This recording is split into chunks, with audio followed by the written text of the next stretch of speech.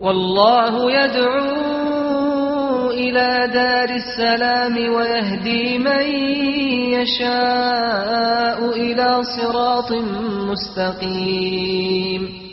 For every race. Peace. Assalamu alaikum, and welcome to the Beauties of Islam. In today's episode, I'd like to talk about more of the concept of the relationship between the human being and Almighty God. And this is one of the beauties of Islam, to have the proper aqidah or understanding with regard to who is Allah and who are we. My name is Yusuf Estes, by the way, and I didn't always know about Islam. I came to Islam some years ago, and I was learning a lot in a hurry from a gentleman who was from Egypt. And he was telling me some things about the concept of God that fascinated me so much. Even when I was doing some preaching, I was a music minister in those days, I had these ideas about God in a way that I said, I can't really catch it. Is he like, it's kind of like a big angel? Is he like Superman? Well, who is God really? How can I know? One of the things that my friend, his name was Muhammad, what he taught me was that we don't really fathom God. We cannot really imagine Him. We cannot hear Him, see Him, touch Him, smell Him, taste Him, feel Him, imagine Him, because all of these things are things from the creation. Everything in the creation, this is not God. But God, Allah, in fact, is the one who made all of this. And He's not created, therefore He's not in the creation. So that's an interesting concept.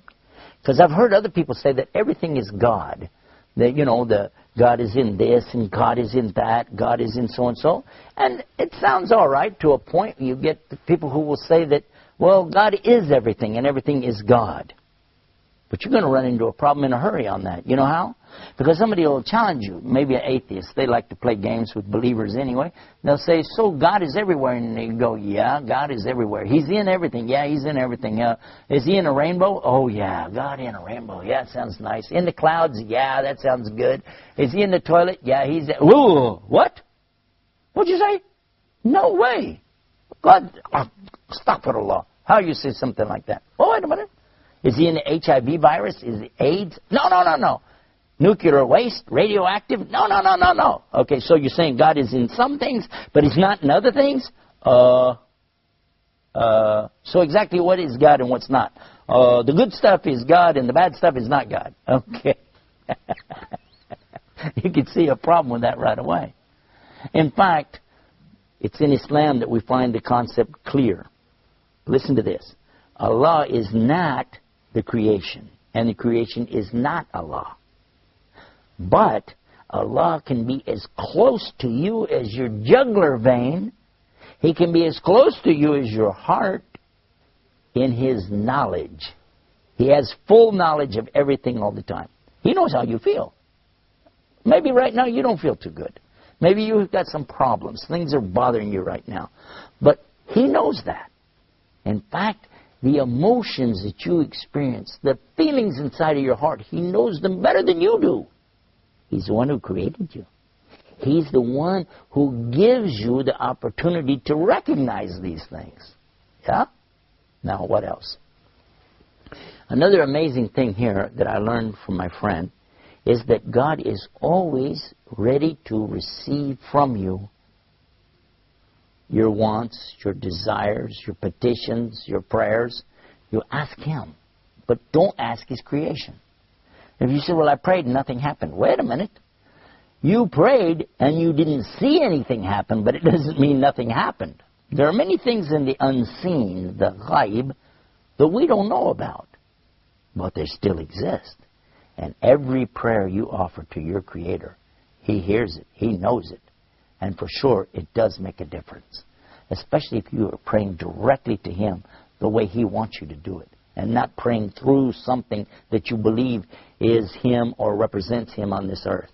In other words, somebody has some statue, an idol, or something that you can hold and look at and say, oh, I want you to take my prayers to God. And, and they're worshiping this statue or this image, and that's not That's not God. It's not going to work.